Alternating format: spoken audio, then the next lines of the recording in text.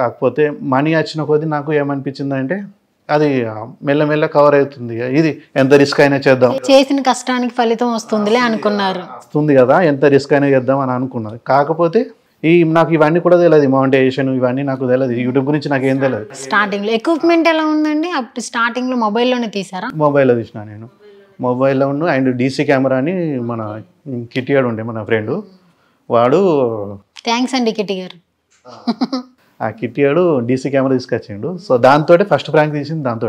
Okay okay. Prank అంటే ఇప్పుడు script oriented గా వెళ్ళలే, డైరెక్ట్ పబ్లిక్ లో చేసేసేయాలి.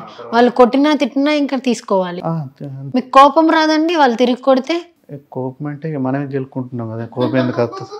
ఇక వాళ్ళు అన్న ఏదన్నా అది వాళ్ళే వాళ్ళు అమ్మానండి. అంటే ఇప్పుడు తిడతారులే, మహా అయితే తిడతారు, ఏమంటారు అనుకొని వెళ్తాం, వాళ్ళు ఇంకా సీరియస్ అయిపోయి కొడతారు, అప్పుడు మీకు ఏమనిపిస్తుంది? తిరిగి కొట్టాలనిపిస్తుందా?